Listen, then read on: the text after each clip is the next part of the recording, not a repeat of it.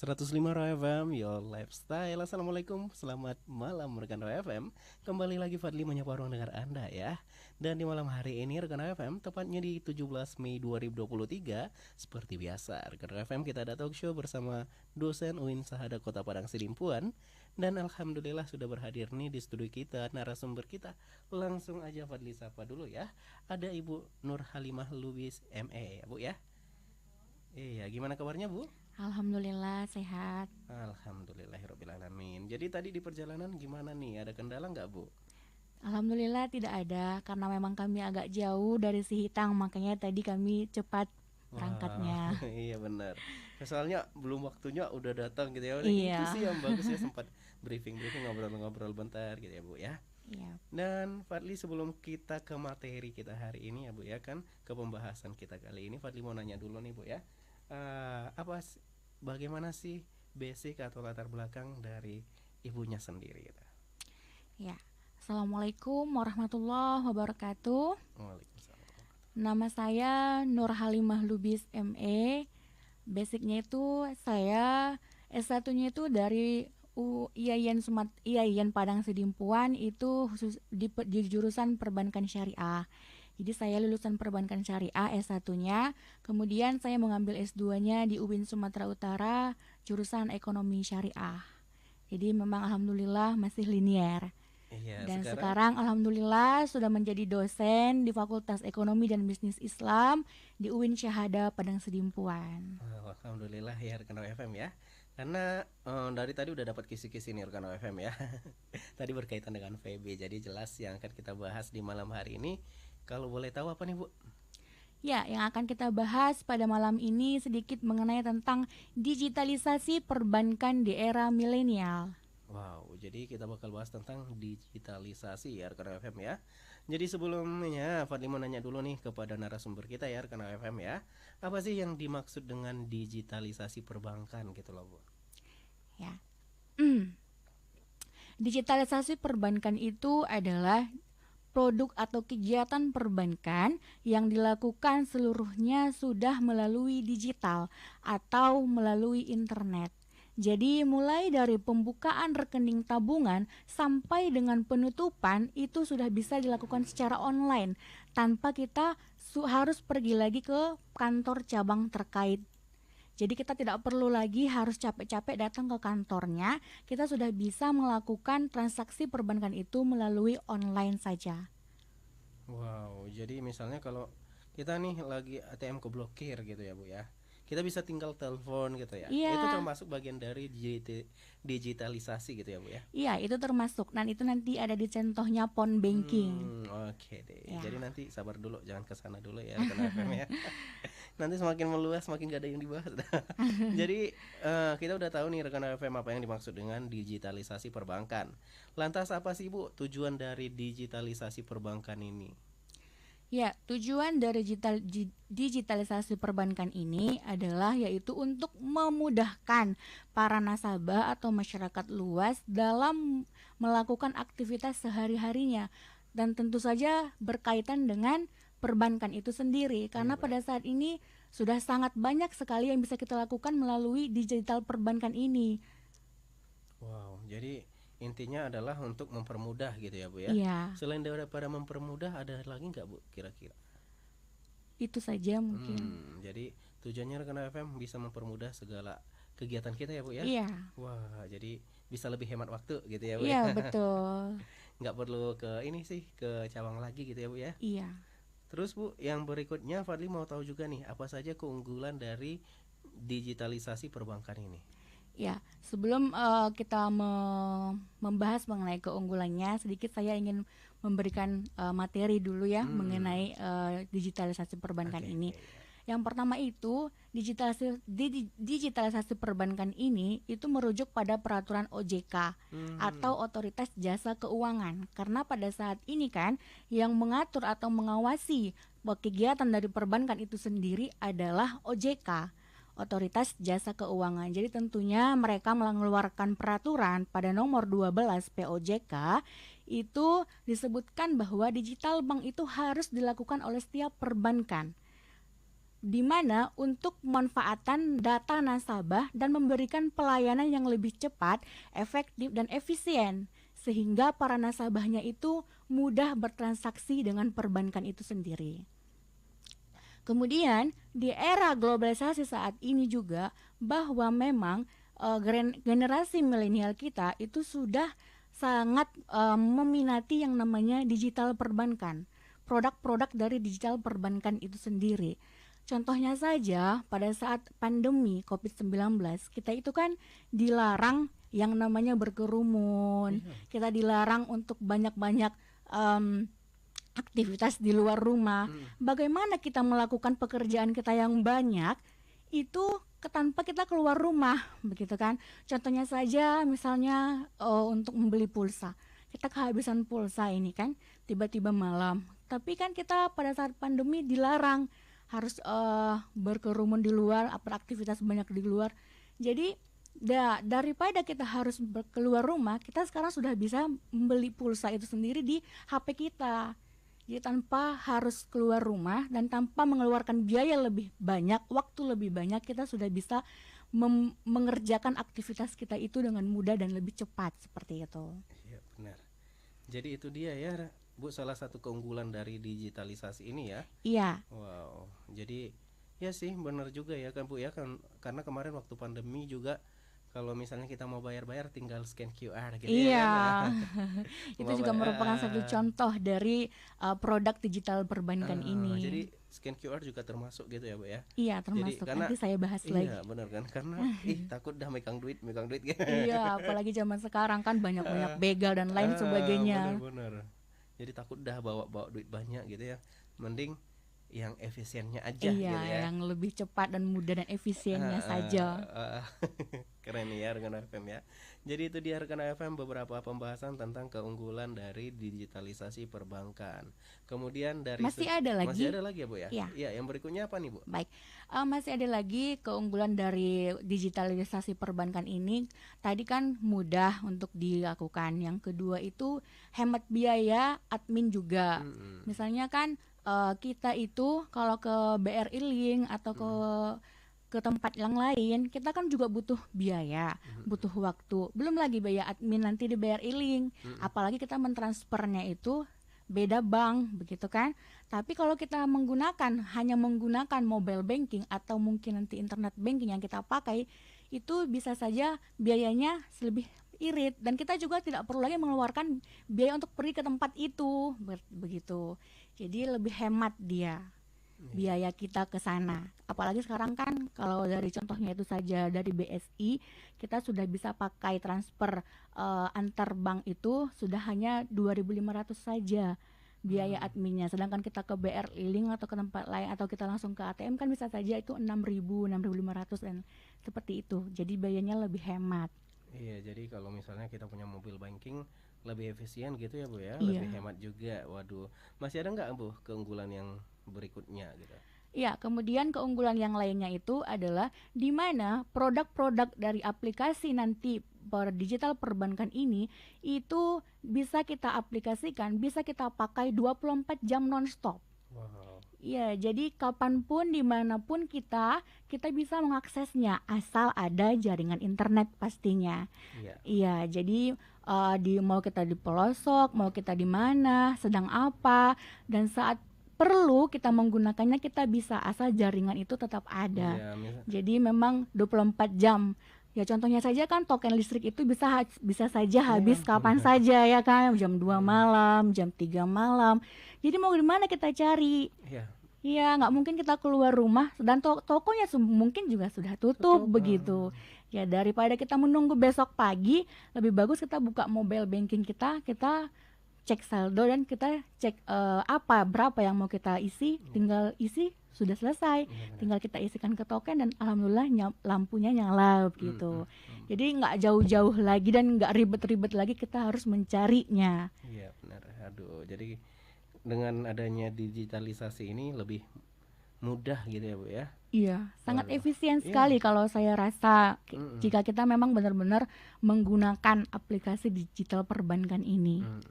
Jadi udah 3 nih Bu ya. Iya. Yang berikutnya masih ada nggak nih Bu? Itu saja mungkin. Tiga keunggulan dulu ya rekan FM ya. Lantas kita udah bahas tentang keunggulannya nih Bu ya. Lebih efisien, lebih hemat, bahkan lebih eh, apa dia ya, lebih cepat gitu ya Bu ya kan. Misalnya kita lagi di perjalanan mengirimkan duit bisa kalau kita punya mobile banking, yang penting jaringan ada gitu ya Bu ya. Dan itu adalah keunggulan-keunggulan yang kita peroleh. Lantas, dari segi tantangan atau kendala, apa saja yang bisa terjadi dalam digitalisasi perbankan ini? Baik, sebelumnya juga sebelum saya bahas ke kendalanya, saya ingin membahas sedikit dulu mengenai produknya atau aplikasinya ya. Oke.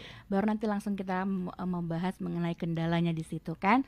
Iya, jadi ada beberapa atau ada 4 layanan perbankan, digital perbankan itu. Yang pertama itu adalah internet banking. Saya rasa rekan Raw FM atau sahabat Raw FM lainnya itu sudah pernah atau sudah memakainya, mungkin begitu ya. Di mana internet banking itu kita menggunakan layanan perbankan itu menggunakan jaringan internet. Jadi kita bisa mengaksesnya itu bisa melalui laptop, bisa melalui komputer, kemudian juga bisa melalui tablet, bisa menggunakan smartphone, yang jelas ada jaringan internetnya. Nah, bagaimana kita bisa mengaplikasikannya ini? Tentunya itu yang pertama, kita harus mendaftarkan dulu ke bank. Ke bank mana yang kita memang punya akunnya. Kemudian nanti di bank kita akan diberikan user ID dan password dari akun kita tersebut.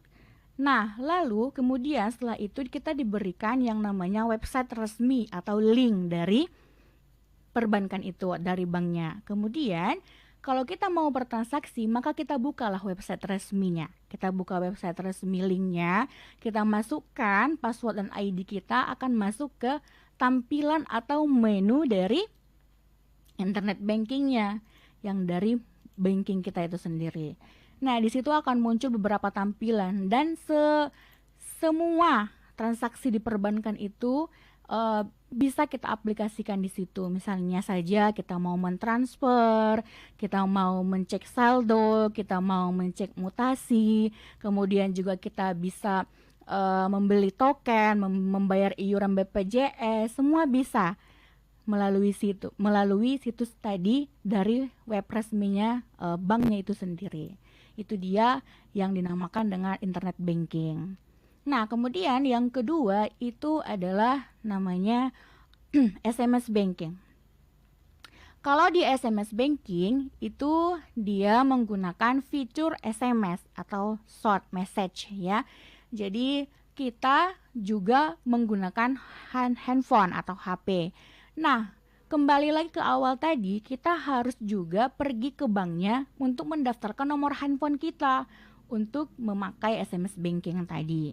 Setelah itu, kita bisa menggunakan SMS banking dan mereka akan memberikan kode jika kita mau bertransaksi. Transaksi transfer beda kodenya dengan transaksi cek mutasi atau cek saldo. Jadi nanti mereka akan memberikan kode-kode tersebut untuk kita mentransfer, mencek saldo dan lain-lain sebagainya. Nanti kita akan SMS ke nomor call center yang mereka berikan. Setelah itu, setelah kita meng-SMS kepada nomor call center, maka nanti diproseslah nanti apa yang kita butuhkan itu. Setelah diproses, maka akan dikirimkan kembali notifikasi SMS ke nomor handphone kita bahwa transaksinya sudah selesai begitu. Itu dia SMS banking. Kemudian yang ketiga itu adalah phone banking. Nah, namanya saja sudah phone banking ya, berarti dia itu menelpon. Kita bisa menelpon call center bank sesuai dengan call center yang sudah diberikan bank masing-masing. Maka nanti kita bisa telepon ke sana. Kita mau mengadakan transaksi apa? Apakah mau transfer, mau bayar BPJS, mau mencek saldo, cek mutasi dan lain-lain sebagainya. Kita telepon ke nomor call centernya. Tentunya ini juga menggunakan pulsa. Karena tadi dia menelpon ke nomor itu. Kemudian nanti setelah itu maka keinginan kita akan diproses oleh pihak bank, maka kita ditelepon kembali bahwa itu sudah selesai begitu. Sudah selesai dia transaksinya. Nah, yang terakhir itu adalah mobile banking. Di mana saya rasa mobile banking inilah yang paling banyak sekarang diminati dan dipakai oleh para nasabah setiap perbankan. Karena memang ini selain mudah juga cepat dan efektif, saya rasa seperti tadi dimanapun dan kapanpun bisa kita gunakan. Jadi caranya sama juga, pertama kita itu harus ke banknya mendaftarkan diri bahwa kita ingin ya menjadi peserta mobile banking dari bank tersebut, ingin memakai aplikasi. Sehingga nanti aplikasinya di-download dulu di HP kita. Setelah itu baru mereka akan memberikan user ID atau username dan password untuk kita login. Nah, setelah itu barulah kita bisa bertransaksi. Kita muncul ke tampilan menu, kita lihat kita mau transaksi apa. Sama dengan yang tadi, kita mau transfer bisa, mau membayar iuran BPJS bisa, mau membeli pulsa, token listrik, itu bisa semua di situ kita lakukan. Jadi tentunya karena dia namanya mobile banking, kita pakai mobile, kita pakai HP atau smartphone, dan tentunya juga memakai jaringan internet atau paket data. Nah, itu mungkin tadi sedikit mengenai beberapa layanan perbankan digital yang ada dalam perbankan. Iya, itu dia rekan FM ya. Ada mobile banking, ada internet banking, ada SMS, dan ada phone banking. Waduh, rekan FM udah make yang mana ini? Boleh yang masih phone banking boleh di-upgrade ke mobile banking gitu ya, Bu ya, karena lebih efisien ya. Ya, Bisa transfer, bisa ngisi token dan lain-lain gitu ya. Kalau phone banking hanya menelpon ke customer service-nya ya, iya, atau ke call menelpon ke center-nya call gitu kan. centernya. Waduh. Jadi udah yang mana nih? Masa di 2023 masih yang paling manual gitu ya? Iya, masa-masa di generasi milenial sekarang sudah masih pakai SMS Iya sih, ya bener sih, kan? bener Ya, sih. lebih bagus ya pakai mobile banking saja, lebih Mm-mm. cepat, lebih efisien, dan lebih mudah. Tentunya karena kita saat ini saya rasa mobile atau handphone itu bukan lagi barang mewah, Iya. tapi sudah menjadi kebutuhan. Mm-mm. Apalagi memang kita yang sudah bekerja. Sedangkan yang kita tidak bekerja saja, mungkin yang masih SD, SMP, SMA itu sudah sangat membutuhkan seperti itu kan, karena Mm. setiap informasi itu sudah dikirim melalui handphone seperti itu. Jadi saya rasa semua orang sudah pasti punya smartphone dan Iya. sudah bisa mendownload aplikasi mobile banking Iya ini. benar-benar. Waduh, rekan FM jangan lupa dipelajari dulu ya mengenai digitalisasi perbankan ini agar hidup lebih efisien. Jadi nanti kita bakal bahas tentang kendala dan tantangannya dan bagaimana sih tips aman mengenai transaksi di aplikasi digital ya, karena ini penting nih. Jadi jangan kemana-mana ya rekan FM, stay tune terus di 105 FM, Your Lifestyle.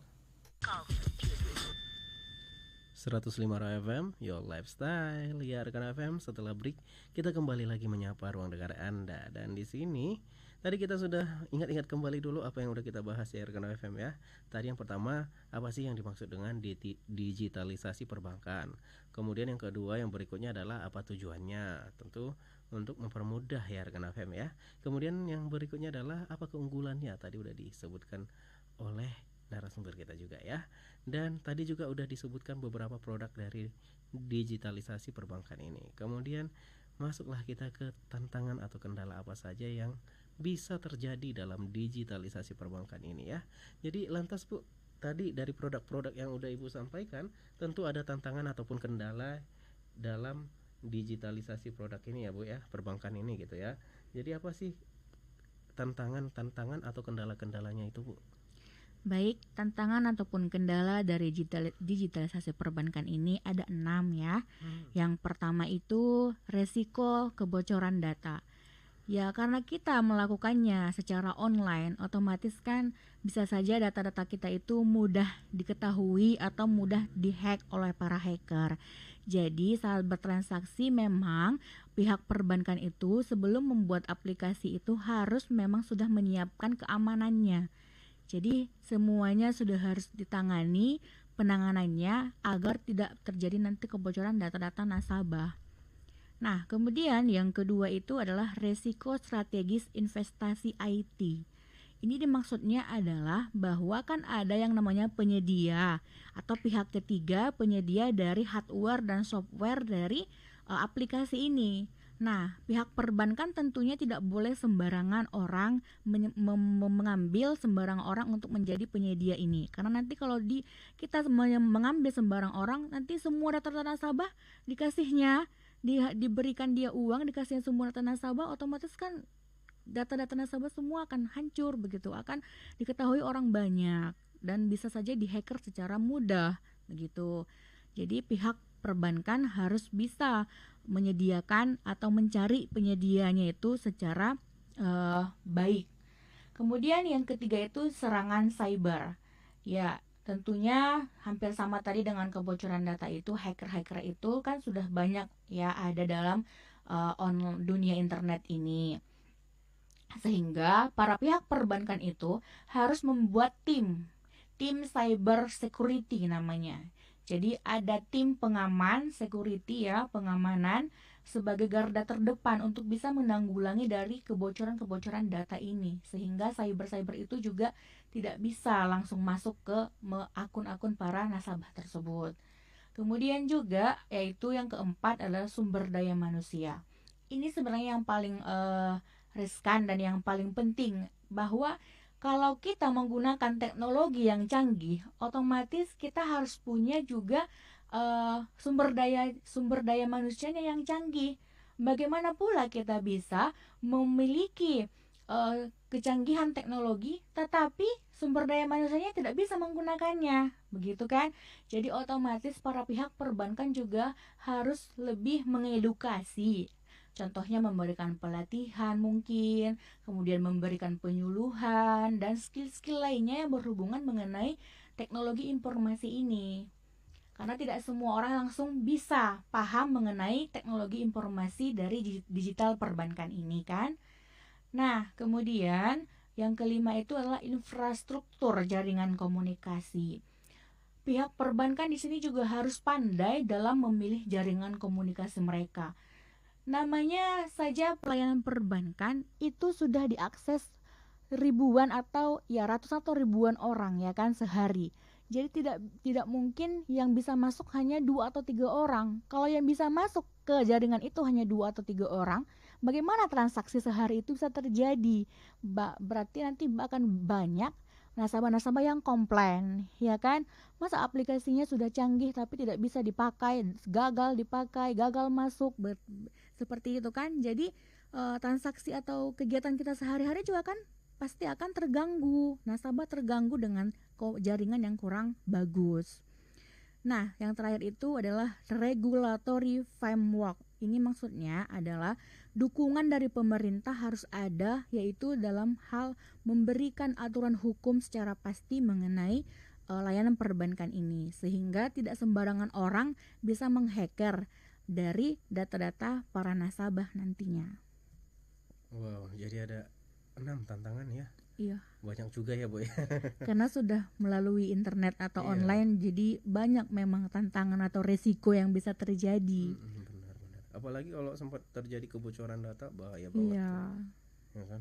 Dan sudah pernah terjadi begitu kan dengan Iya. nasabah-nasabah Benar, para benar. pihak perbankan. Jangankan nasabah, Fadli aja udah pernah loh, Bu. Oh iya. Iya, datang telepon kan, minta ini alamat pribadi, terus di mana alamatnya diminta lengkap gitu Mengatasnamakan kan. bank. Iya, mengatasnamakan salah satu bank di Indonesia gitu ya Iya. kan. Terus Fadli jawab, dia nawarkan produk gitu. Terus Fadli jawab gini, kita kan pakai logika gitu ya, Bu ya kan. Kenapa sih kamu nanya alamat saya, padahal saya waktu registrasi udah kasih alamat Iya. loh gitu. Dan sudah ada dilengkap di bank itu Iya. data kita ya kan. Kenapa kamu harus masih nanya? Jadi gitu kan. Wah, bahaya nih ya. Berarti nomor Fadli sempat bocor atau kayak mana gitu, kita kurang tahu ya, Bu ya. Iya. Berarti dia tahu bahwa kita nasabah bank ini begitu kan. Iya. Jadi makanya di situ nggak benar lagi. Jadi Fadli jawab deh. Ya udah Kak, nanti saya pergi ke banknya aja ya, ke cabang terdekat, soalnya jarak dari bank yang Kakak sebutkan dari rumah saya cuma 5 meter, Fadli bilang gitu. Padahal jauh loh. Jadi dia diam, langsung di reject tuh. Waduh, ngeri juga ya. Iya, Kalau sempat kebocoran data, aduh bahaya tuh ya. Apalagi sempat password ya Bu ya. iya, Baru, aduh, kena transfer ke sini, sini, sini, hilang duitnya betul gitu ya. sekali. Tanpa sadar gitu ya. Iya, Jadi itu dia ya rekan FM beberapa tantangan dan kendala yang mungkin bisa terjadi ya. Dan di sini kita ke yang paling penting, tips amannya gimana sih Bu gitu. Biar kita bisa aman bertransaksi, bisa nyaman dengan aplikasi digital bank tersebut. ya. Saya ada tips bagaimana tapi ini menurut saya ya. Iya, boleh. Ya, jadi yang pertama itu bahwa kita harus bisa menjaga data pribadi kita sebaik mungkin. Jadi mau password, mau username, mau PIN, siapapun tidak boleh tahu selain kita sendiri. Mau itu kawan dekat, mau itu saudara sekalian, ya kita nggak pernah tahu kan hidup ini. Jadi sebaiknya jangan sampai diketahui oleh siapapun, kecuali mungkin ada dalam keadaan darurat yang membuat itu harus diketahui, karena mungkin ya mau diambil kita nggak bisa lagi mengambilnya dalam keadaan darurat, mungkin boleh. Tapi kalau jangan sampailah orang tahu apa password dan PIN dan username kita itu seluruhnya, baik itu internet banking, mobile banking, phone banking, karena itu nanti semua kan punya pengamanan sendiri-sendiri. Jadi jangan sampailah orang tahu. Nah, yang kedua itu kita harus mencari memang yang resminya. Seperti misalnya kan kita menggunakan internet banking, kita kan di situ dia pakai URL atau alamat web. Jadi kita harus bisa memang menemukan alamat web yang resmi. Jadi kalau bisa kita minta langsung kepada banknya. Jangan ambil asal di internet. Karena mana tahu nanti di situ adalah yang web-web yang buatan orang, hacker-hacker sudah banyak kan sekarang terjadi di dunia internet juga. Makanya kita harus pandai-pandai dalam hal mengetikkan ini juga masuk ke akun kita itu. Jangan sampai kita masuk ke akun palsu seperti itu. Nah, yang ketiga itu hindari membuat password yang mudah ditebak. Saat kita ke bank untuk membuat password dan PIN, mereka kan juga memberikan saran pada kita bahwa Ibu, Pak, jangan sampai passwordnya itu tanggal lahir ya. Kalau bisa itu adalah dipadukan antara angka dan huruf supaya orang-orang tidak mudah menebaknya, apalagi tanggal lahir. Tinggal mudah lihat di KTP atau di mana saja, apalagi sekarang semua sudah serba online ya kan, jadi data kita sudah langsung bisa. Iya, tinggal lihat di Facebook. Iya, sedangkan nomor kita saja dari mana sih orang tahu nomor Benar. kita? Saya juga kadang bisa heran ya kan. Kita nggak pernah bertransaksi di sini, kita nggak pernah bertransaksi di sini, tapi kenapa banyak orang yang bisa tahu nomor kita? Seperti itu. Jadi data kita juga pasti mudah diketahui orang dari situ. Makanya kalau kita memiliki atau membuat password itu harus yang memang betul-betul jangan yang mudah ditebak orang begitu. Kemudian yang terakhir itu adalah pantau akun kita terus. Jadi seperti tadi internet banking, kita kan bukanya web, kita masuk login. Jadi pastikan kita sudah log out supaya data kita tidak tinggal di situ. Apalagi kita pakai komputer kawan, mungkin kita pakai HP kawan, HP orang lain, ya mana tahu kan kita nggak pernah atau dia mau atau tidak. Ya namanya ada kesempatan pasti bisa dilakukan, sehingga ya dengan berat hati kita harus memang ya log out saja secepatnya supaya tidak ada lagi ketinggalan data kita di situ. Dan setelah kita transaksi, kita harus pantau akun kita itu. Pantau lagi misalnya 5 menit kemudian atau sejam kemudian, kita pantau lagi akunnya, kita buka lagi, masih segitu nggak saldonya, sudah memang berkurang nggak saldo atas transfer yang tadi. Kalau kita misalnya mau mentransfer, sudah berhasil tidak? Kalau sudah, oh iya, silahkan logout lagi. Kan di mobile banking juga kita bisa sering menggunakan itu, misalnya informasi saldo, mencek mutasi, siapa sih yang mengirim, betul nggak sih ini yang mengirim. Nah begitu, jadi kita pantau akun kita, jangan sampai 2 hari setelah 3 hari baru dipantau ternyata nggak benar begitu, baru kita lapor ke banknya. Itu kan juga kesalahan dari kitanya. Iya, terlalu lama. Iya, iya, mungkin itu saja yang saya rasa bisa memberikan tips ya mengenai transaksi dengan internet banking atau digitalisasi perbankan tadi. Wah, jadi rekan FM tetap hati-hati ya dalam menggunakan digital. Tapi ini efisiennya juga banyak, Iya, keunggulannya juga banyak. Jangan takut juga ya. Yang penting kita hati-hati dan ikuti tips amannya gitu ya, Bu ya.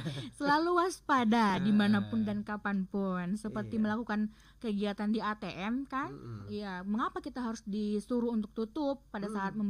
menuliskan atau mengetikkan PIN ATM kita ya, supaya orang-orang di belakang kita tidak melihat. Bukan Mm. berarti memang kitanya yang terlalu overprotective, tidak, tapi kan itu memang salah satu cara kita waspada Iya. saja Dan begitu. memang standar operasionalnya memang harus Iya. demikian ya, Bu ya. Mm-mm. Jadi ya udah ikutin aja aturannya gitu. Ya insya Allah kalau Ah, kita mengikuti aturan ya insya Allah jalannya bagus iya, begitu betul kan. banget. Dan semoga saja ya rekan FM ya, dengan adanya talkshow kali ini menambah wawasan kita tentu saja ya. Jadi kita yang dulunya masih ragu untuk digital bank, kita mungkin bisa lebih termotivasi kembali, khususnya kaum milenial saat ini ya, mau bayar uang kuliah kenapa harus antri gitu ya. Iya. Jadi mumet tuh banknya. Coba deh install ya kan biar lebih efisien gitu. Iya karena memang Hmm, sekarang juga sudah bisa melalui transfer saja hmm. tanpa harus pergi lagi ribet-ribet antri ke bank. Iya benar. Apalagi Apalagi yang jauh-jauh rumahnya ya kan. ah, Iya tempat tinggalnya jauh, berapa lagi biaya. iya benar. Waduh, capek banget tuh. Fadli udah rasain waktu kuliah dulu. Antri sampai berbaris di depan kasir banknya, bau dari aroma segala tubuh ada di situ, bau keringat gitu. Ngeri ya. Iya. Jadi itu dia rekan FM, boleh disimpulkan Bu untuk talkshow kita di malam hari ini. Ya, baik. Eh, Kesimpulannya bahwa memang saat ini juga secara mayoritas ya, bahwa memang transformasi digital itu merupakan sebuah kemajuan, ya. Jadi saat ini generasi milenial itu sudah berpikir bahwa ATM, mobile banking, internet banking, SMS banking, dan phone banking itu sudah merupakan kebutuhan. Jadi bukan lagi satu hal-hal yang tidak dimengerti. Jadi memang dia harus di dekat kita sudah berhidup berdampingan itu dengan teknologi. Jadi jangan sampai kita tidak mau ikut terjun ke era modern itu. Kalau kita tidak mau ikut ke era modern itu, kita akan tertinggal seperti itu. Karena memang zamannya sekarang sudah begitu. Contohnya saya tadi seperti yang Fadli bilang kan mengenai uang elektronik.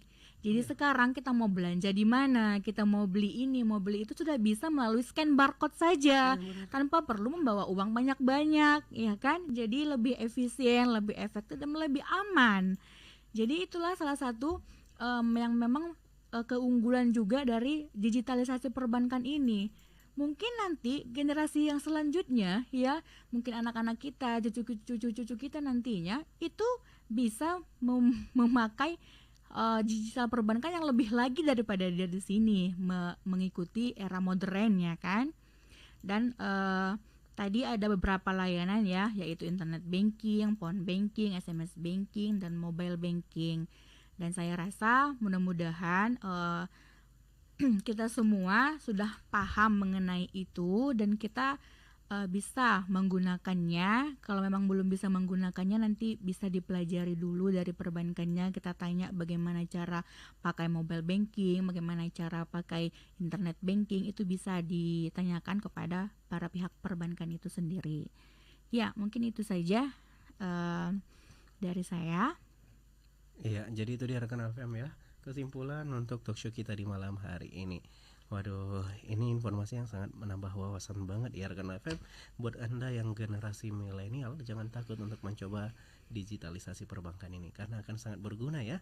Tapi jangan lupa juga nih, tetap hati-hati dan tetap waspada gitu ya, Bu ya. Iya. Itu intinya. Jadi rekan FM, karena waktu sudah mendekati informasi pukul 21, itu artinya kita harus pamit undur diri dari ruang dengar Anda ya.